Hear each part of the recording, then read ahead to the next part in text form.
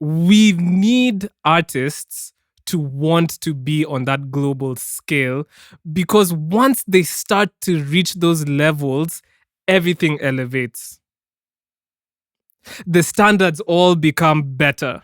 The way people market music becomes better. The influx of investment into the industry improves. Like, everybody wins. So I think it might be selfish for artists to limit their goals to just wanting to be local heroes. Back again,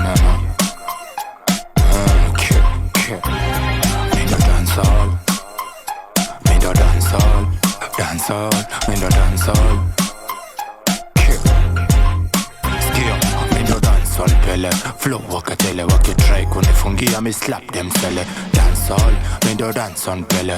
Dancehall, me do dance on Pele. Me do dance on Pele. Flow wakatele wakitry kunifungia me slap them sele. Me do dancehall. Dance on Pele, me do dancehall. Dance on Pele. Hapa flow waga mashallah, of course mnakazana. Staki mariba na cheki vile mnalambana. Sezi kisas kwangu mi wanga garama kwangu What's up, guys, and welcome to episode 172 of the 30% podcast. I go by Afam, aka a fine African man. My co-host goes by Sam V. Jedediah Are, and together we started this podcast where we talk about the Kenyan music industry from the perspective of two highly talented music producers.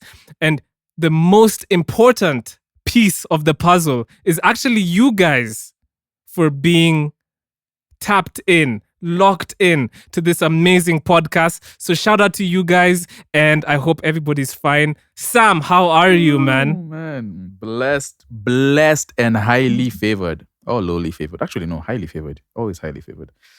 I'm cool, man. I'm all right.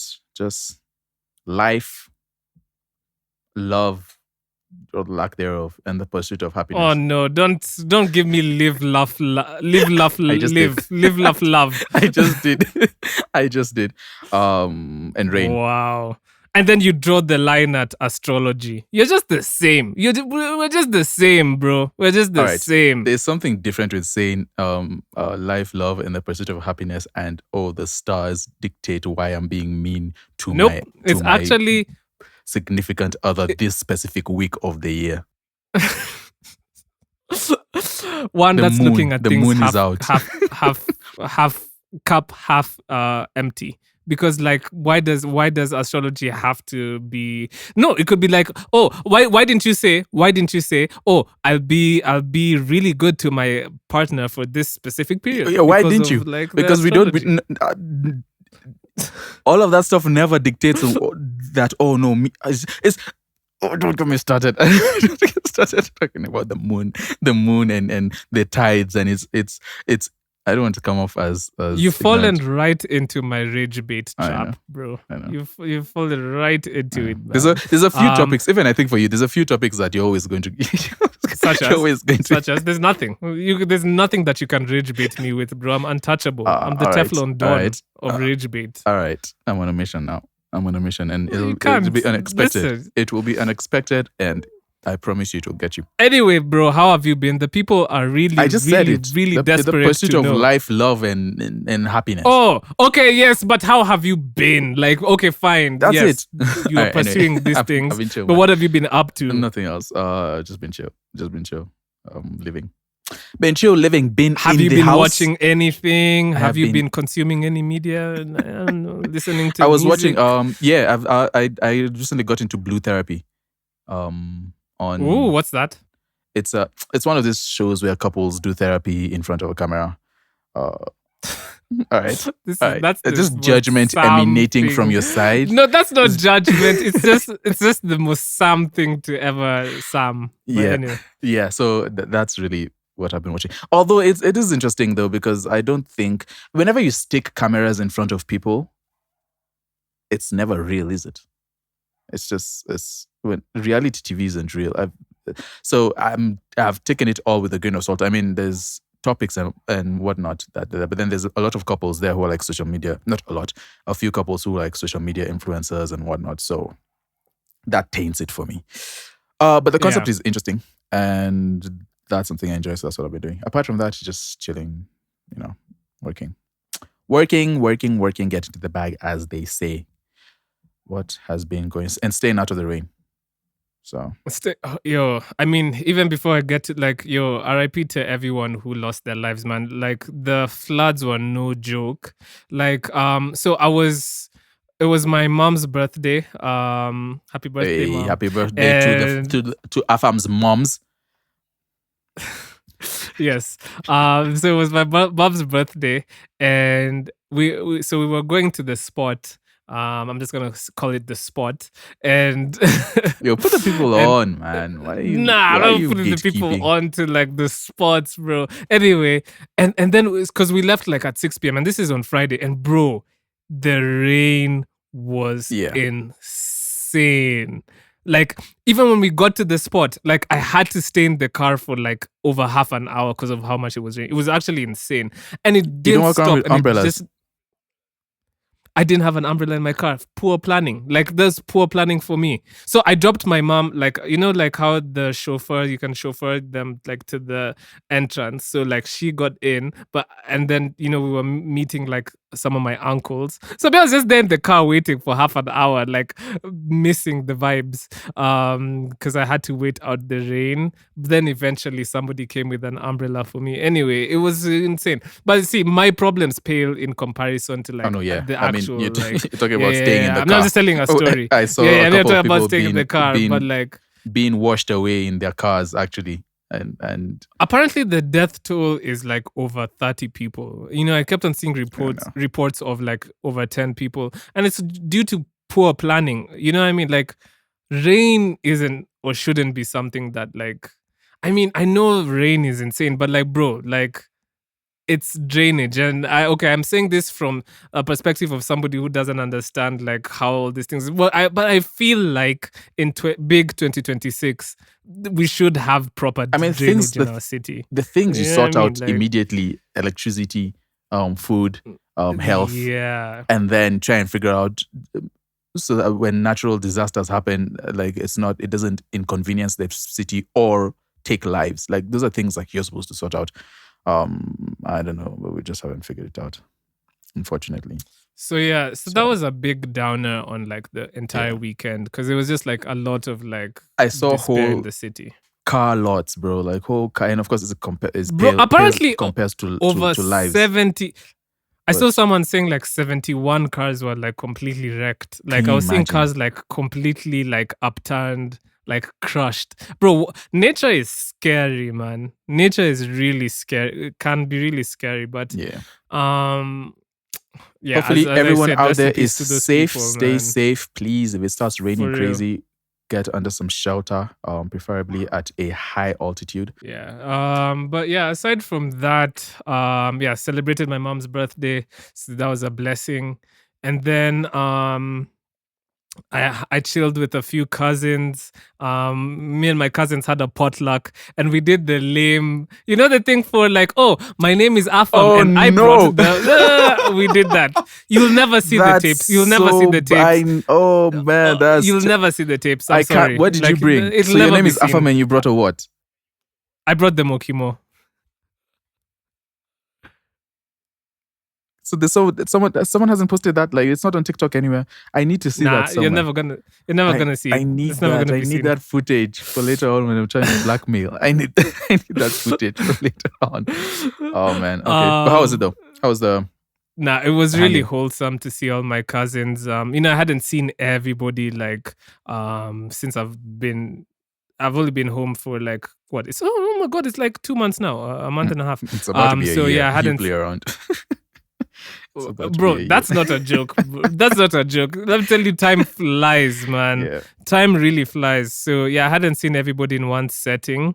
And then I watched a bunch of things. Randomly decided to watch because Smallville was added on Netflix. I watched like 3 episodes of season 1 It's just terrible. to take myself It's to. bad, isn't it? It's not terrible. It's not It has to be. terrible. Like They're all bad. the nostalgia though is so massive, man. Okay, some of the premises for like the episodes are really like telling you, it's terrible. the episode 2 is about a bug boy, and then he just randomly decides to kill his mom because there wasn't even no reason why he killed his Oh mom. man, Like why did we not like check that stuff? Is it because we have like more social media today and we have like more think pieces? But why didn't we check that no, stuff but earlier? it was kind of nice though. It was kind of nice. So anyway, I watched 3 episodes of that, and then I caught up on Jujutsu Kaisen. If you guys watch anime, you all know Jujutsu Kaisen is like one of the biggest animes at the time. It's a bit complex though. It's very complex. I had to watch like because I had to remind myself what happened in season 1 and 2, and those I had to watch like explainer. Do you ever watch explainer videos, like on YouTube or like social media, just to like get into like the plot from like and get more context? Because sometimes it's a bit hard to piece together things by yourself. What's that saying? Or am I just dumb? Am I just dumb? What does that say about you? Sometimes I do, but then for me it's more it's a specific type of reality TV show that I do that for. But even then, it's very annoying because it's turned into, rather than like proper think pieces, a lot of it is just almost brain dead TikTok content where they're just explaining exactly what happened and saying, oh, this guy and that guy, and just there's nothing real to it. So I don't really do that much these days. Everything is the contentification of life of the world is really irritating, honestly. Hey, don't say that on this podcast because we're making content of the Kenyan music industry, bro. Please have a little bit Well, I like to think we're man. doing more than just making content. This is a little bit of there's more information we're passing. We're celebrating Kenyan artists. That's true. It's not just content. We're not just hey guys, listen to us talk. But yeah, anyway, so I don't really do much of that, but yeah. Mm-hmm. Well, speaking of Kenyan artists, do you think we're too harsh on them, or do you think we're not harsh enough? So anyway, straight to the point.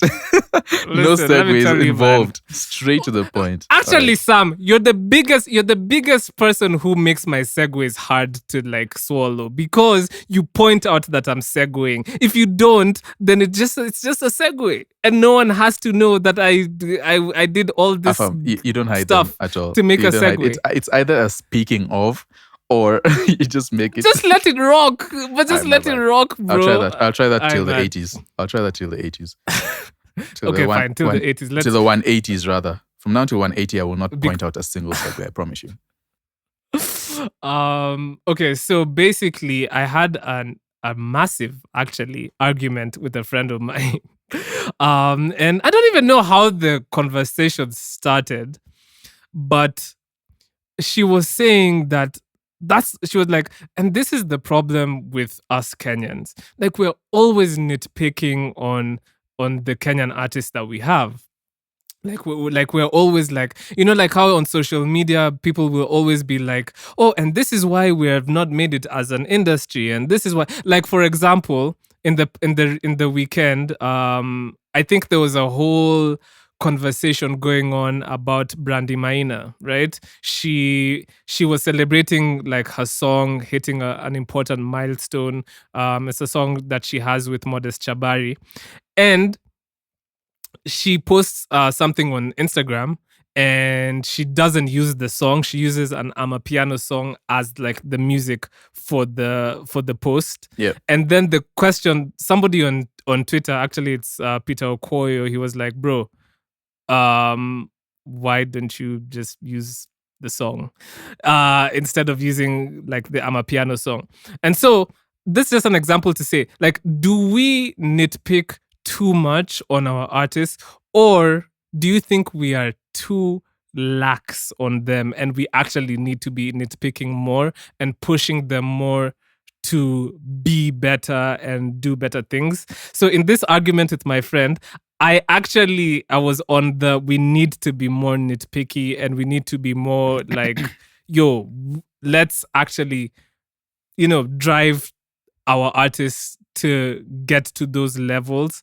And my friend was essentially saying, but it can also get detrimental in the sense that, like, now it just feels like there's this whole negative aura where it's like, everybody's on social media being super negative. Yeah. And it's like, okay, but these artists are human beings as well. And if you're just constantly nitpicking them, then they'll never grow. So I want to bring this to the podcast and our audience, and to you, Sam. What do you think? Are we are we too nitpicky, or are we not nitpicky enough? Well, I think it's both. Honestly, I think there's there's an element of both in it. If I'm to lean more on a specific side, I will always fall on the side that we're not nitpicky enough, but not in the sense that it's just criticism. Like, for me, I hope that at the end of the criticism, there's always like something constructive with an actual plan and actual results. It's like results-based criticism rather than just, we don't like this, or you guys are not doing this. There might be room for that in some places, but then most of the time, especially for art, to avoid coming off as self-righteous and know it all, for lack of a better word or phrase, you need to actually want to solve issues rather than just be a what do they call them? Yeah, like one of those people who are always pointing out problems with no solutions. Yeah. Just is there a word for it that you're looking for? No, like there's I know the word for it. I think they call it in American football quarter. Oh, you're a what's the term? I know exactly, or like you're a backseat driver. Exactly. Like in a car. That's the essential. Sorry, the term escaped me. Yeah. But yeah, that's the thing. And I think we do have that a lot. And it's an armchair quarterback. It's an armchair quarterback. Armchair quarterback. What's the equivalent for that in like other sports? A sofa. I just No, made some. you're a couch coach. No, you're a couch coach. Couch coach. A couch coach. That's coach. Amazing, bro. No, listen. Yeah, we have a whole Please, bunch I need to patent couch that. coaches. I need to patent that, man. You want to copyright that? Is that? Yeah. Okay. Go ahead. But yeah, there's a lot of couch coaches, and armchair quarterbacks, and just people who don't really offer much, but they have something to say. Now, that's not a problem. That's not a bad thing. I think in life we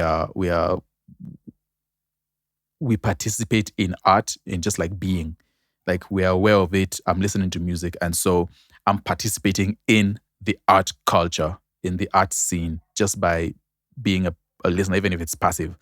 And I think if you participate in it in some way, you do have a say in what comes out because you're consuming it. The issue is now when it turns into like nitpicking, and it's always, oh look, Kenyans are not doing it. This Kenyan artist, this is not happening well. We're not getting this right. And there's never anything proper to show for how to improve it or make it better. And so I think that's where the issue comes in. So I think this whole conversation, it might have hinged on something I said, which might be a bit controversial, and maybe, okay, let me see what you think. So basically, we know BN is going to be on the Afro Nation lineup that's going to be in Portugal. It happens between the 3rd and the 5th of July of this month, right? So I was just pointing out, and maybe this is a bit toxic from my end, because obviously this is something that needs to be celebrated, that BN is going to be one of the first Kenyans like on the main bill for the show. But I was pointing out that, so you know how like in Coachella and just actually in general, the way the names are on the poster is a huge reflection onto where how much the festivals, that's one, how much the artist is getting paid, and also where the festival or the event places the social or just the leverage that this artist has on in the general The artist conversation, importance right? ladder. Yes, it's exactly an AIL. it's the AIL. Oh, yeah, it's the AIL, man. The artist importance ladder. And you see obviously in big font. First of all, Burna Boy is on this. So there's big font, which is Burna Boy, Tyler, Ashake, Wizkid, Ghana, and Kelani. And then Burna Boy is in yellow, just to make him even stand out from the others, right? The big bucks. And then so He's now getting we have all the money. So, then we have the smaller font, Mariah the Scientist, Olamide, Ludmilla, Niska, R2Bs, Wande Cole, and Theodora. And then we have the smaller font after that, which is Awilu Longomba, and then Bien, and Darko, and then Doje, Joshua Baraka, Mavo, and Young John. And so I was saying, like, bro, okay, yes, I'm so happy that Bien is on this and he's representing for Kenyan artists. But then I'm saying, I think there's still so much work to be done because there's ain't no way that Bien, who has been a staple of the Kenyan music industry for years, right? Yeah. In many ways, but over a decade, right? He's in the same like font and size with Mavo and Joshua Baraka, who even you could say Joshua Baraka has been grinding for a while. But Mavo, if you guys don't know, Mavo is a guy from Nigeria. He released a song called Morphe. Look, no, we're not doing this. I knew you're going to find a way to say. No, but I have to talk about Morphe. Listen. I knew you're going to find a way to shoot my shot. The biggest Mavo fan in the world. I'm a huge Mavo fan, by the way. But yeah, he popped. He really became big because he released a song called Escaladizi, hotboxing in the back of the Escaladizi, with another guy called Wavestar. So anyway, but all of his hype, he's been releasing music for a while, but all of his hype kind of happened within the last 6 months. And I'm just kind of saying, bro, for him to be valued like similar to Bien. I don't know how much. I don't know how much ladder steps as a Bien who's been in the same artist influence ladder, like climbing position forever. Bien has been climbing for like years and years. So I'm saying like it's a bit of a like it's a challenge. Let's say it's a bit. It's like, okay, this kid has been really popping off for 6 months. Bien has been doing this for time. He's really put like real effort into this stuff. Yeah. And so I think my friend felt like, okay, instead of me celebrating the fact that Bien is there in the first place representing us, the first thing I'm doing is pointing out how kind small of being, his name is in the font. Exactly. And so maybe I am toxic and maybe I need to be I don't know. I maybe somebody needs to have a few words with me, but like the way I see things, is, and this goes to the whole concept of armchair quarterbacking or being a couch coach, which is, it seems easier to say things like from the sidelines, maybe as a consumer or as somebody who isn't doing it. But I do think it's a valid observation where it's just like sometimes we really how do I say this? I feel like it can be detrimental if we over celebrate things when there's still so much more work that can be done. And I know we have the potential to do these things and be the biggest names on these platforms. Yes, I know this is us now actually getting to that stage. But for me, I guess maybe the way, like, I think my mentality is I'm one of those people who is like, no, like, some people like always celebrate. Like, well, I do celebrate milestones and stuff like that. But like, I genuinely, for me, it's like, no, like, I don't want to get comfortable even in this small, not small. Let me not say the word small. Do you get what I'm trying to say? I do get what you're saying. That's the other side of it. And we need to do that more. In my opinion, I think there's a lot of celebrating going on. I think part part of that celebrating or over celebrating, quote unquote, is because we are not really exposed to better or to the standards. Exactly. And so we feel like it's almost like, all right, we're just applauding you for getting into the room. And then when you should be there anyway. Like exactly. You should be there like in the that base room point anyway. is you should you know be what I mean? in the room first, and then now start striving to do different things. And so there's a lot of celebrating. I mean, you just see how people react, and I don't want this to sound bad or mean. It's just my observation. Again, this is probably just my observation as a creative, as a consumer of art, and as an artist myself. Sometimes you just see people, they just, it's like they never want to say anything negative about the artist, because for whatever reason they're trying to protect feelings, they're trying to or they genuinely enjoy the music, and then that ends up keeping the artist at that point. Because if you tell an artist that, hey, this song is amazing, this is the best, of course the artist is going to want to give you the same type of music over and over again, or whatever it is. And if that artist isn't doing, like, if you compare a lot of their songs, like, this is something very easy, like some of our mixes. If you compare some of our mixes with mixes that come from other areas, South Africa, Nigeria, sometimes the really top guys, and I'm talking about the top mixes, or like the West and all of that stuff. If you just do like a one-to-one comparison, like it's not at that level. But then someone coming and saying that you can't criticize that, like, we're doing our best, we're trying our best, that does nothing to help the industry. But for me, the criticism, or the frustration rather, comes because I genuinely believe we can achieve get those there. like mixing levels. Yeah. You know what I mean? Like, we can mix music as well as all these other markets. The problem is, though, when we start to celebrate things that are half cooked, like, nobody sees the need to. It shuts the cook opportunity something. for growth. You Yeah. know, like, It shuts down the opportunity for growth. It really does. And for me, I guess I'm a dreamer, and I dream big, right? And some people will look at like certain artists in our scene. I don't want to say names, but like, they'll look at certain artists and they'll be like, oh my God, they've made it. And I'm like, bro, there's nobody in our industry who has made it in music. There's nobody who you can say, oh my God, that person has made it.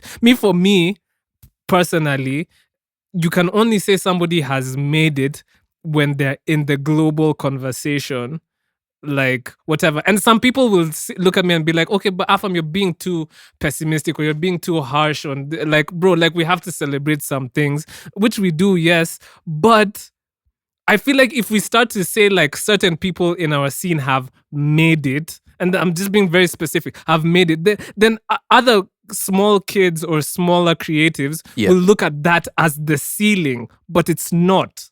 It's not the ceiling. There's such a higher, like, we have such high potential. But you see, as a country, the pushback to that would be people will think that there's different levels. Like, not everyone has to achieve that level of success. Like, some fans are okay with their artists being a local success and not going global. And for you to say that they need to go global, for you're saying that as a positive thing.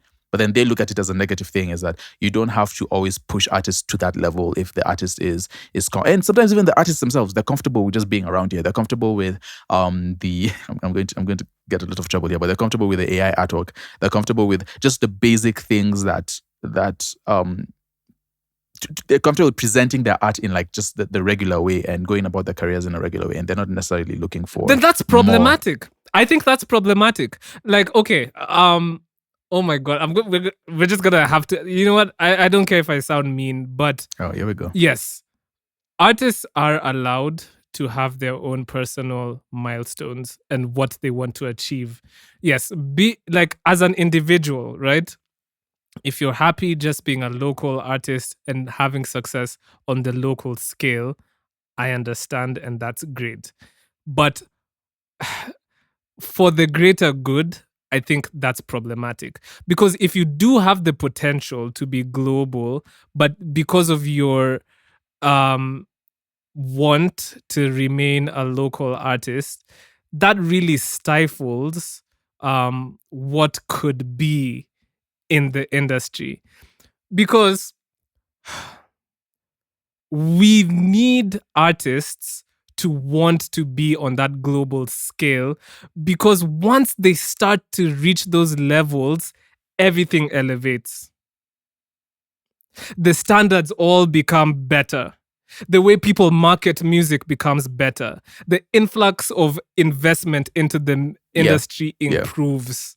Like, everybody wins. So I think it might be selfish for artists to limit their goals to just wanting to be local heroes. I think for the greater good, it's a selfish thought to have, but I understand having that thought because it's an individual thing, like that's what you want. Yeah, I mean, last week we talked. The last podcast we talked about objective and subjective success. So what you're saying is that artists we need to leave more in the objective success of things to elevate your art. Like, art doesn't elevate as much with the subjective side. Am I getting that right? At some point, yeah, we need to have these names because, bro, listen, like, because Nigeria has for the longest time, for years and years and years, right? They have had stars hit those heights. Like, when Kanye West was co-signed D'banj or whatever, right? I remember that. That was that was a long Right? time ago. That was a big deal, right? Yeah, it was a big deal. And was. not to say we okay. Not to say we need validation from these people to be like, okay, now we're doing something. It's an indicator. It's an indicator of something happening in the industry. Right? It's motion, yeah. So what happens at that point is a young Burna Boy somewhere will be like, oh my God, it's possible for me to get to that level. A young Rema will see, oh my God, like, these guys like are on that international scale. Why would I ever put boundaries in my head as to how big I can be? So in Rema's mind, he can be as big as Drake.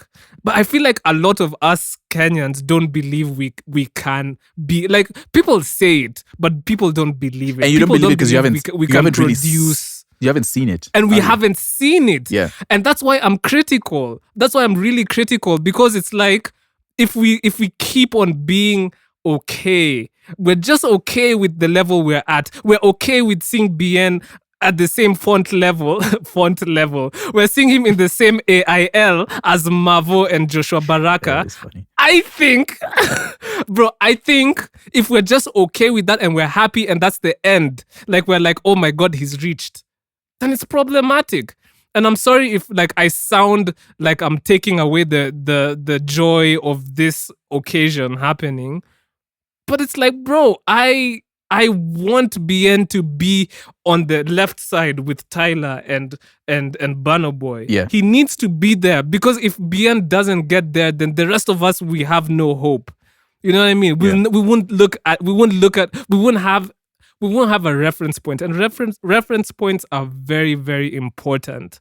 It's why people talk about representation in media. Like, if the young black kids don't see black people being excellent on the main stage, they'll never have that, like, knowledge that it's possible. You know what I mean? So I feel like being critical is very important. Yes, I agree with your constructive point of view, where it has to be constructive and not what's constructive destructive. and it, I mean, for some people, they think that they know what is supposed to be done and they think they have the taste level, but they don't have no taste level. If you follow them, it's going to go down a level.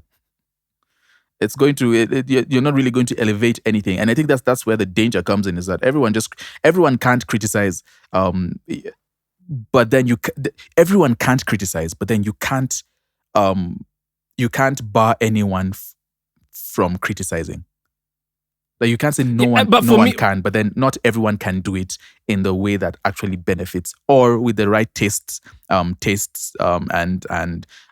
curation and eyes and ears and all of that. And for me, bro, it's just like, I get, and when you have all these thoughts, there's a guilt that comes in. And I know Yeah. you felt this way. Oh It's yeah, like, yeah. okay, I Almost have all these thoughts, but what am I every doing? podcast. You know what I mean? If I'm being honest with you, it's every pod, bro.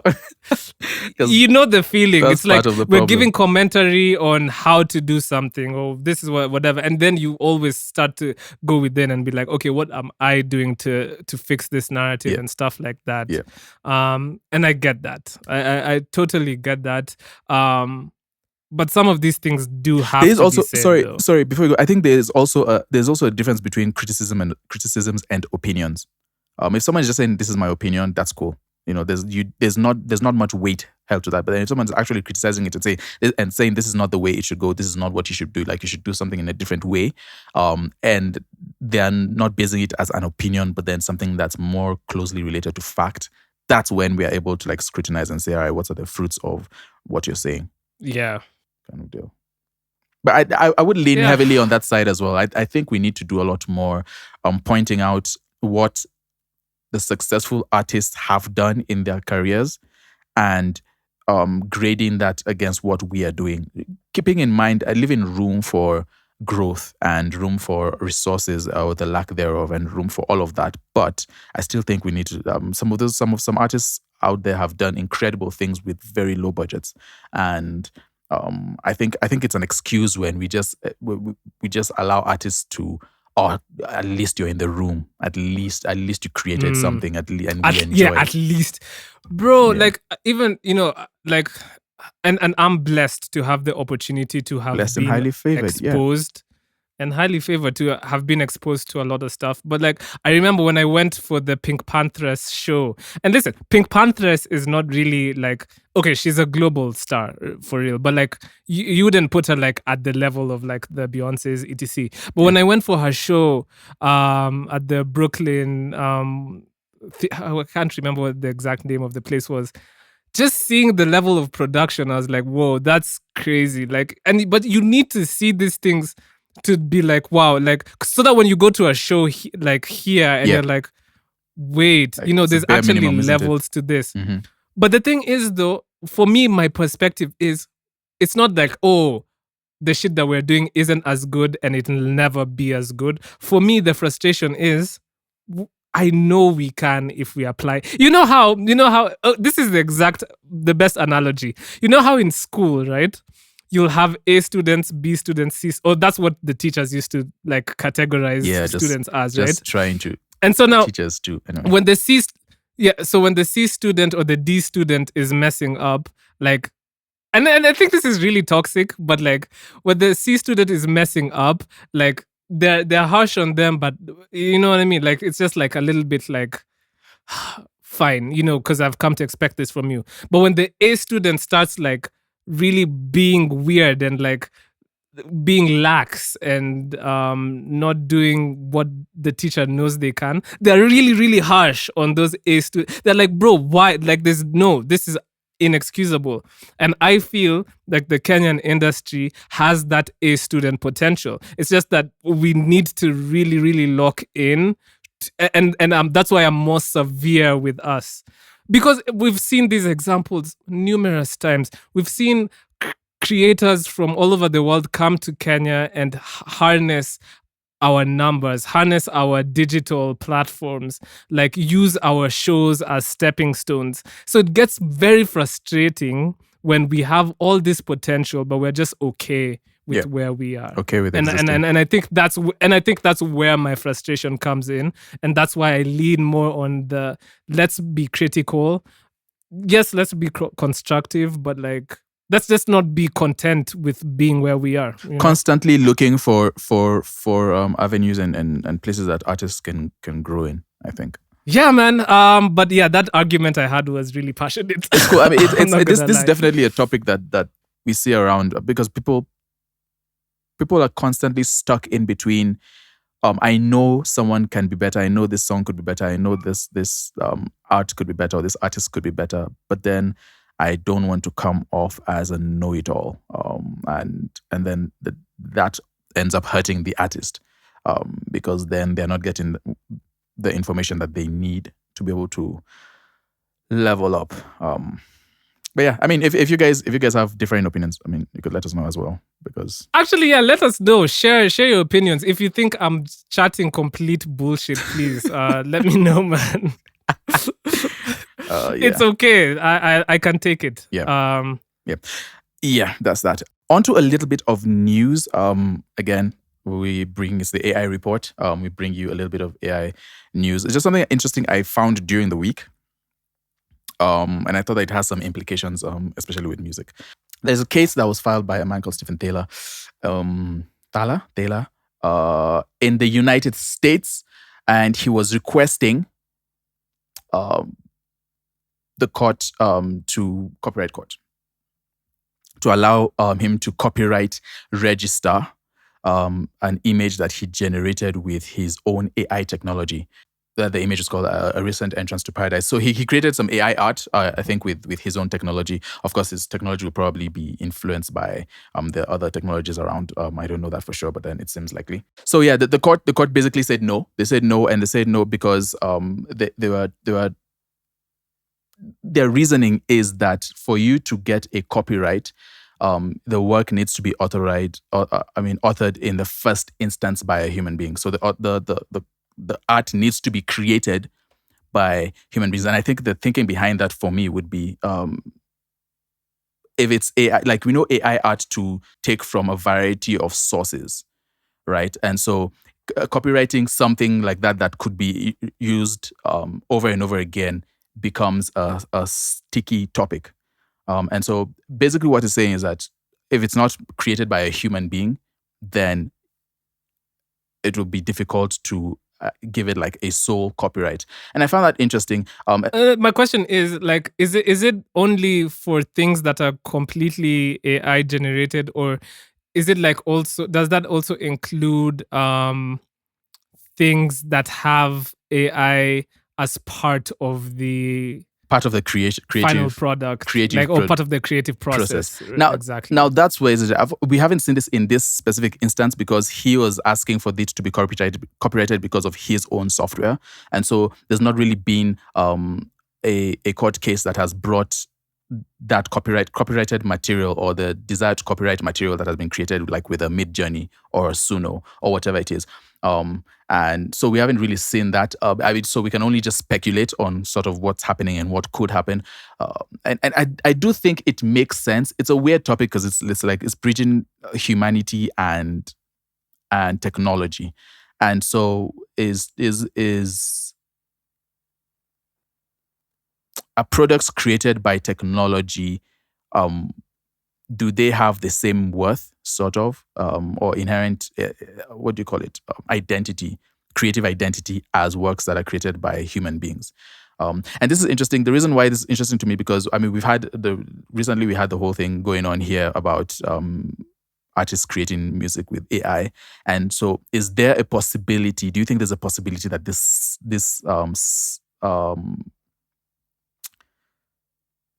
gets into the music arena where you won't be able to copyright music that has been assisted, if that's how it goes, right? We're just speculating. You won't be able to copyright music that has been created or the creator has had assistance from AI. Do you think the industry ever gets to that place? I mean, it's an entirely nuanced conversation. So I'm looking at the definition of copyright, and a copyright is a type of intellectual property that protects original works of authorship as soon as an author fixes the work in a tangible form of expression. Now, then you get to the conversation point of, does artificial intelligence have intellect? And I guess intellect would be what? I feel like intellect includes having consciousness, self-awareness, understanding of your environment. Yeah. And I mean, it already loses with the consciousness, doesn't it?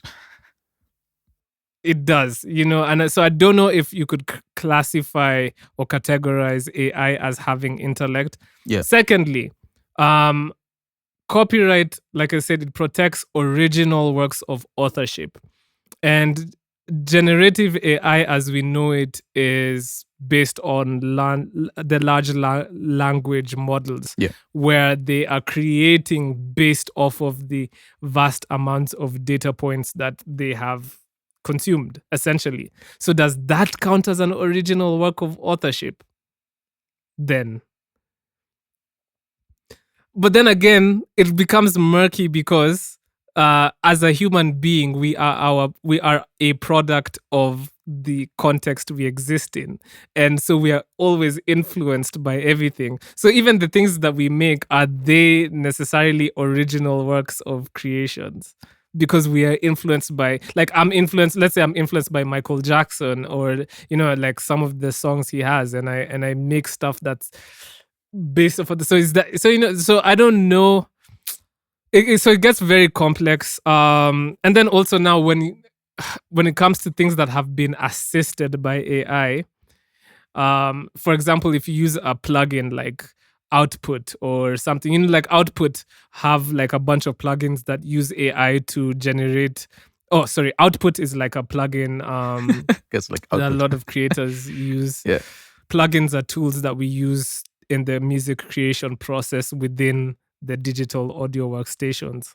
And so, like, if you use like the generative or AI tools that Output integrates into their music, to like, I think they have this new thing where it analyzes the key and the tempo of Yeah. like the song, and then it gives you a bunch of ideas of which samples would fit best. Now, if you use that and then you make everything else, like, then now does that mean that you can't copyright what you created? Yeah. And what percentage say all of it this needs to to say- be human for you to be able to have the rights to copyright it? Yeah. So, Sam, I say all this word salad to say I don't have an answer to your question. Brilliant. Because it's very complex. I mean, yeah, it's interesting because then also, like, when you go into copywriting and law and IP, then if this is not sorted out, then this could potentially affect how royalties are paid out. This could potentially affect how masters are owned. It just has implications for how we go about allocating value to the art itself. But it's something that is still ongoing. Like we said in the beginning of this whole AI boom, when we started talking about it, there's going to be a lot of things that we uncover that could be roadblocks.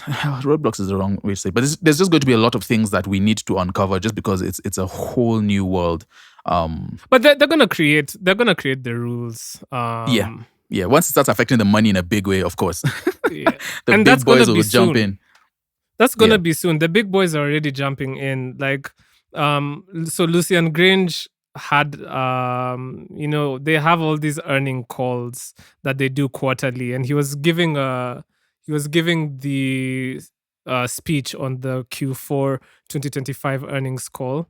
And it seems like AI is a big, well, it seems like we've known this. AI is a big part of the plans that they have going forward. Yeah, so it looks like they're going to focus on these 4 things in the coming year, and I guess the future. They're going to focus on artist and label services, which we kind of talked about in the past. They're going to focus on geographic expansion, which we've also talked about as, we know they're completely underutilizing Africa as a market. And then they're also going to focus on superfan initiatives, which we talked about recently with the Even platform, and how they can like completely monetize the D2C landscape. And then AI. And these are described as the pillars of UMG's next phase of growth. And so there's a bunch of data points that he talks about and stuff like that. And one of the things that I found interesting is, Sam, 60,000 AI tracks are being uploaded every single day. And it looks like 85% of those tracks are being used as a means for fraud, and like the Yep. gangs are using this as a way to kind of Cartels. like Yeah, and the cartels, just to figure out ways to like siphon off of the royalty pool and everything. So, but like I said, the big boys are getting into it. They're going to roll out that platform with UDO, where you're going to be able to have Universal and probably Sony tracks being repurposed into like AI tracks and by fans and stuff like that. And they're going to figure out ways to monetize that. So essentially, I think by the end of this year, we'll have way better answers to the questions that you were asking earlier. Yeah. Because Yeah. these guys are actively getting into the space and determining Trying to what shore the up some future of is going to those- look like. Yeah, shoring up some of those revenue lines. It'll be interesting to see later on a world where, because right now it's a storm, right? Right now it's a there's a lot of ups and downs and questions being asked about how AI can live in harmony with art. I just have to, I'm imagining like what that would look like later on 10 years from now, because AI is not going to go anywhere, and art is definitely not going to go anywhere. And so it's just fun trying to interesting just trying to think about how that harmony could look like, and in terms of the levels of acceptance of AI, because it's the newer thing, how deep that goes, and whether or not it's here to stay, or would there be like a regressive movement in terms of just getting art back to what it's supposed to be. But anyway, it's interesting. It's interesting. Good stuff to think about. Thought exercises. Is there any new music? Yes, sir. Yes, That you sir, wanna talk man. about? Yeah, there's some new music I listened to.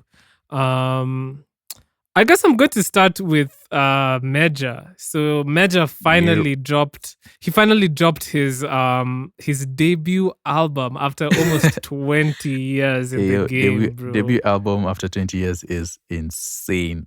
And it's called Mtoto wa Khadija.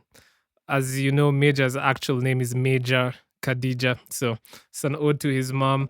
And I'm not gonna lie, Sam, I don't know why I didn't have very high expectations, because I've primarily known Mejja as a singles type of artist, like, and so you start to wonder, okay, is he going to piece together like a good project? But it actually sounds good, and it sounds cohesive, and he took us to like different places with the soundscapes and everything. I was really, really pleasantly surprised by just how good this project sounds. And shout out to his producer, Krome. Like, I think they did an amazing job together. So y'all need to definitely listen to this, man. Genuinely, this is some really good music, and it's mixed really well. Aside from the very last song, which I don't know, it felt a bit different to the rest of the project. But everything else was fantastic. So shout out to Mejja. That's a really good project that he's put out. The other songs I listened to, I would say I listened to Ingia Ndani by Njerai. And it's a good listen. Shout out to her. I actually really like the production by Hendrik Sam, and the mixing, as always, really good. So shout out to both of them. And then Sam, beef is in the air as always, bro. Like, listen, we are living in beefy times, man. Beefy times. So Mandy released a song called Side He, which is a diss to Diana Cords.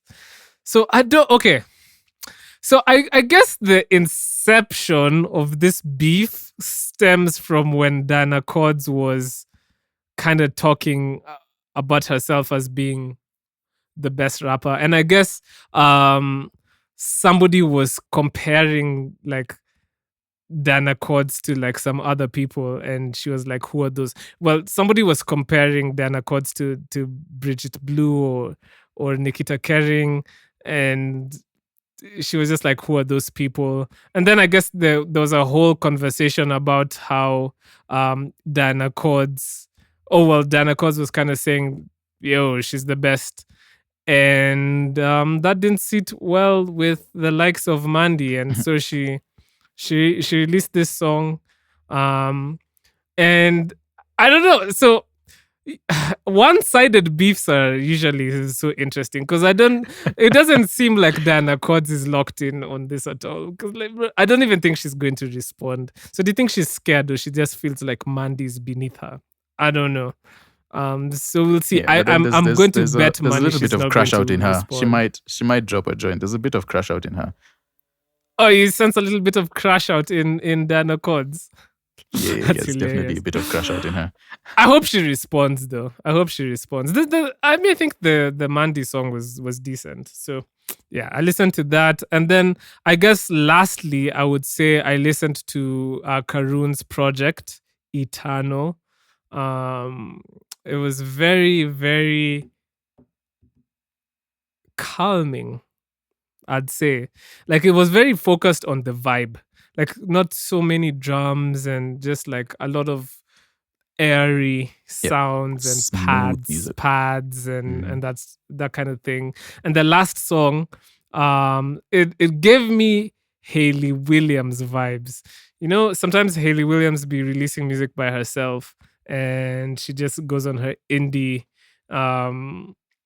her indie tangents. And I don't know why, but that last song really gave me Hayley Williams vibes. So shout out to Karun and Bigfoot in Your Face. What did you listen to? Shout out to Karun. A couple of other things. Aries 66, Aries 66 released a project called Nostalgia. I went through some of the songs. I haven't finished the project, but that is out. Genge Soul by Billy Black. Billy Black released Genge Soul, and I went through the project. It's a 10-song project, 32 minutes. So it's pretty short, and I really enjoyed it. I enjoyed songs like Touch the Sky. I think Touch the Sky was good. Baby Now was also pretty interesting. Billy Black is like he has his own style of music, and I think he's a poet who sings. For me, it sounds really good. I definitely need to go back. I like March On, or rather, they're reinventing of that song. It's one of the songs I liked when he released that EP a couple of years ago. But yeah, it's I think it's a good project. It's a solid project. I need to go back to it again and be a little bit more technical in terms of everything that's going on. But just from the first listen, I enjoyed it. I just enjoy Billy Black's. It's Yaba released a song called Nimbaya. Also listened to that. That was interesting. Guardian Angel with Protocol Breaker. We don't really talk about much gospel music on here, but that was on there. As well as I think there's some artists who release like gospel songs, but then they're like gospel coded. And they're just trying to play both sides. And I guess that's cool. For Mr. Franco, I released a song called Dancehall Pele, and I really like the hook. He just continues releasing music, and his art direction also is pretty interesting. I like that he pays attention to that. So shout out to him as well. I think that was mostly a project by Giuliani. Giuliani released like a really interesting 5-song project of a couple of songs, and it's just all Afro house music in the style of Giuliani. I think some of the songs are like songs he's released before, but then now they've just been turned into like almost Afro house remixes. So that was just really interesting.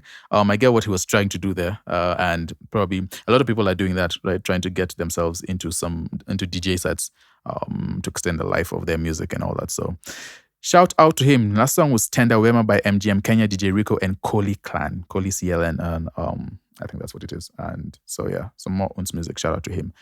But yeah, would you like to?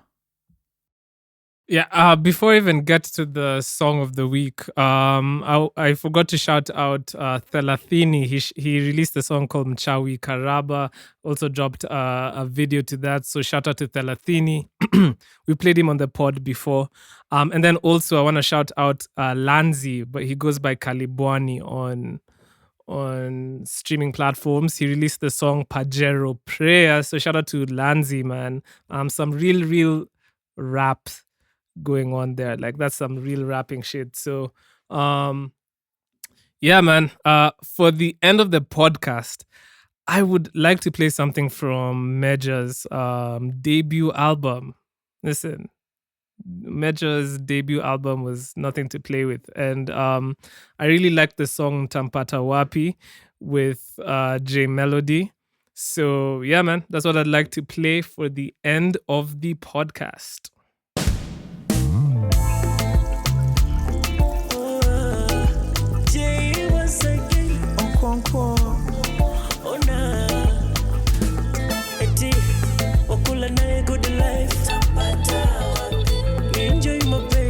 Asubuhi mabusu Ntampata wapi na eti ukwenda naye vacation Ntampata wapi na takinipa asinipa kiduchu Ntampata wapi Ndato wapi kadem kadogo ka laptop kaneza flex kwa bafu na hapo kwa kitchen kando ya mlango na kufana mapenzi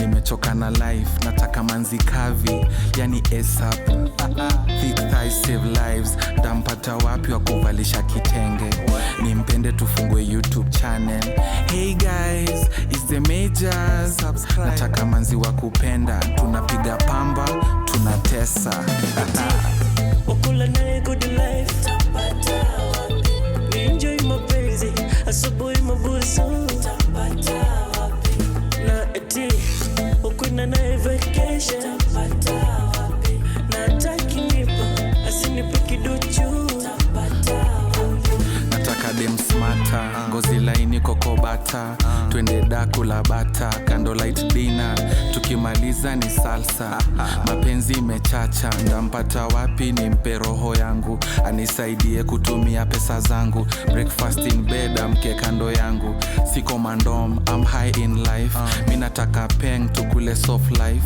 champagne showers high life Ntampata wapi mi nimpende tuchome kishash tukisikia magenge ukula naye good life Ntampata wapi enjoy mapenzi asubuhi mabusu Ntampata wapi na eti ukwenda naye vacation Ntampata wapi na takinipa asinipa kiduchu Ntampata wapi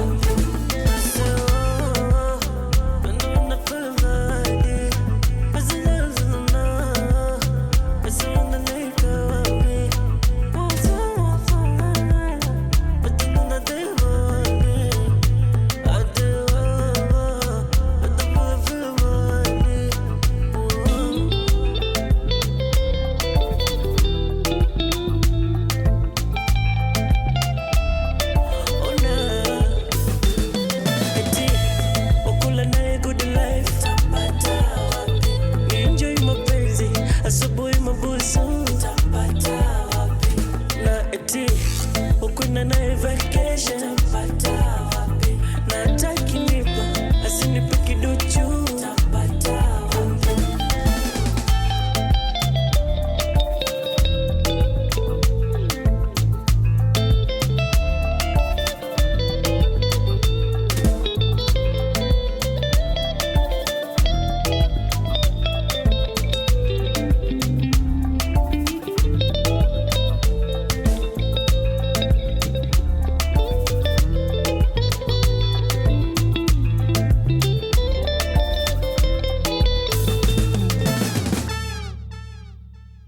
You guys just listened to Ntampata Wapi by Mejja and J Melody.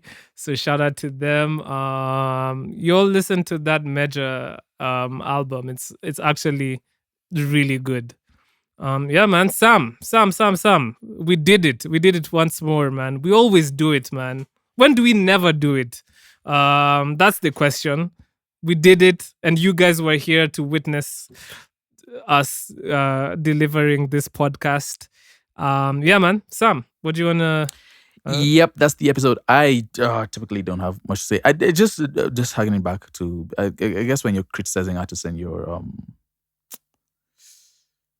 or when you're responding to creatives and their art and what they've created, I think it's just important to be mindful of the implications of how you're going about it. I think it's That's facts.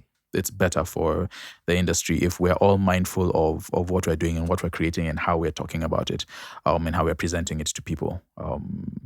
And so, yeah, that's that. Apart from that, man, stay safe. Yeah, well, I forgot to mention my 3 C's. Oh my god. Listen, guys, be confident, be consistent, and always focus on your craft. If you're an artist listening to these or this podcast, those are some really, really important guidelines, and I hope they do help. So long, farewell to you, my friends. Goodbye. I thought you were doing the sound of for music now. rather than whatever this is. Until you were doing- we meet again. It's been great to pod and play Hey, yo, together on the pod. turn the podcast and now into church. it's Listen, we'll time catch you guys to in say episode goodbye. 173. So long, Go ahead. sorry. farewell to you, my friends. Goodbye for now. Man. Until we meet again. Don't slow it down. Don't slow it down, man. Listen, guys, we'll catch you in the next episode, man. I'm out, bro. Like, See you in episode clapping for himself. 173.